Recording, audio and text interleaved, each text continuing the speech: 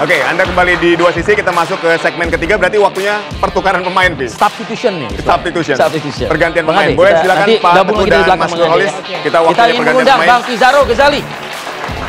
Boleh tos-tosan dulu. Wah, luar biasa. Nah, kita lihat perspektif lain nih, Pi. Tapi sebelum itu, sebelum kita mulai, boleh silakan Pak Teguh. Kita akan dengarkan ya, ada statement yang disampaikan, kita akan dengarkan ya, yang disampaikan oleh Donald Trump berikut ini. Ke Pak Teguh. Pak Teguh ini tadi, kalau kata orang gimana? Indonesia dengar Trump ngomong, sae. Gitu kan. Bisa ae ya. Nah ini tadi bahasa koboi yang sempat disinggung oleh Bang Ade Armando kan.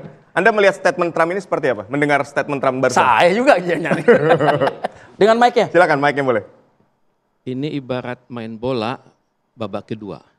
Dia rubah cara dia bicara, strategi, dan dia harap Iran melunak. Karena sebelumnya dia nggak pernah mengkritik Israel langsung. Dan ini kali mengkritik Israel dan Iran, tapi menambah satu kata lagi buat Israel. Betul. Buat Iran nggak. Artinya ton lebih berat ke Israel. Betul. Ya, ton lebih berat ke Israel. Jadi dengan demikian tampaknya ada strategi Trump Boleh untuk menjadikan dialog selanjutnya itu Iran itu berada di pihak dia. Karena berpikir Trump ini udah melunak dan karena itu Iran bisa masuk ke dalam perundingan tahap selanjutnya. Kalau begitu diharapkan oleh Trump bahwa dia bisa menjadi pembawa damai, dua-duanya masuk ke meja perundingan dan bicara dengan jujur. Karena Israel pasti dia pegang. Karena Israel dengan Amerika itu kan dua sisi mata uang. Ya. Ya, ibarat anak kembar sama-sama. Gitu ya. Sudah seperti itu. Jadi Amerika Serikat seperti kita lihat selalu berada pada posisi mendukung Israel di dalam majelis umum maupun di dalam Dewan Keamanan PBB. Dan untuk itu ini maksudnya statement dia itu kepada dunia, terutama sekali kepada masyarakat di Iran. Karena masyarakat Iran itu udah kesel. Ini kan aneh. Kok setan besar, setanul akbar marah kepada setan kecil, setanul asgor. Jadi ini bisa membuat masyarakat juga pemerintah di Iran berpikir Amerika Serikat sudah mulai melunak. Karena itu saya akan masuk ke dalam meja perundingan. Cuman yang mereka tidak tahu adalah di dalam batin masyarakat Iran itu ada kekhawatiran.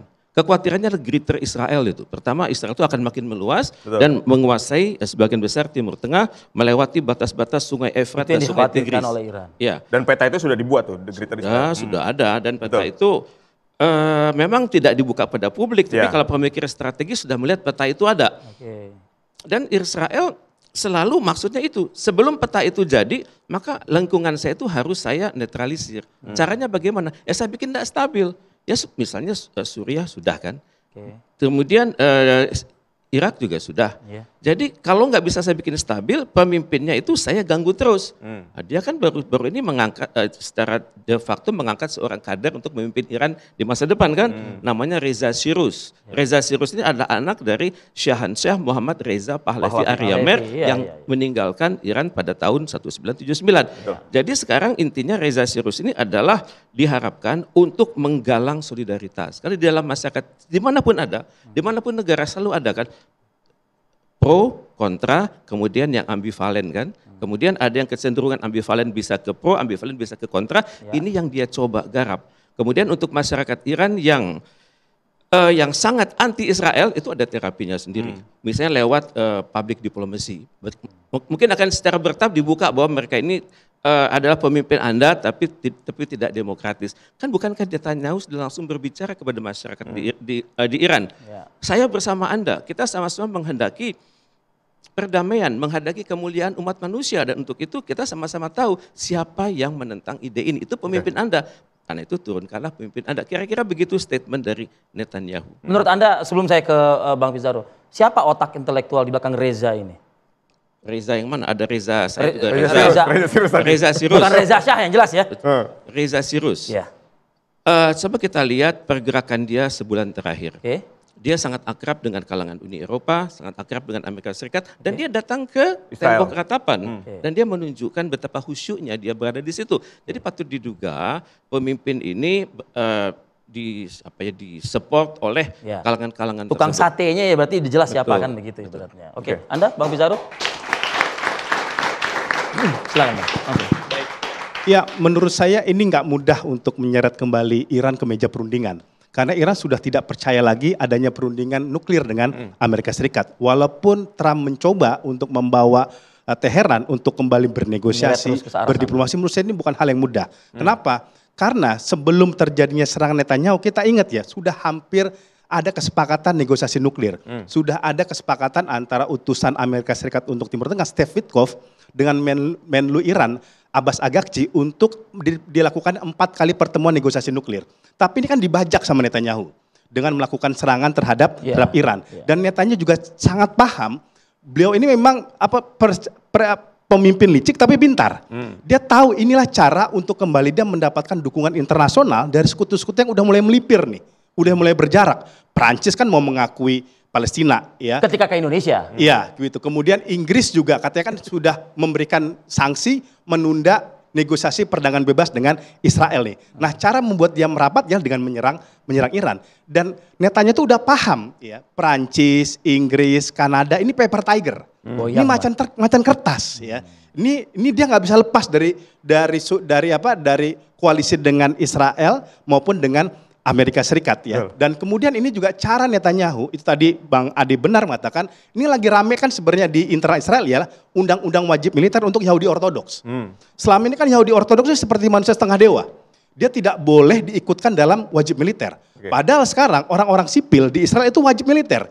Makanya yang sekarang tewas di Gaza itu kan bukan banyak tentara senior, tetapi tentara-tentara cadangan, namanya reservis, ya. Gitu. Mereka itu misalkan ya tukang gorengan di sana, ya tukang cukur, ya, dan hasil kader dari wajib militer itu kan. Ya, hasil dari wajib militer tersebut. Dan partai-partai pendukung Netanyahu ini sayap kanan.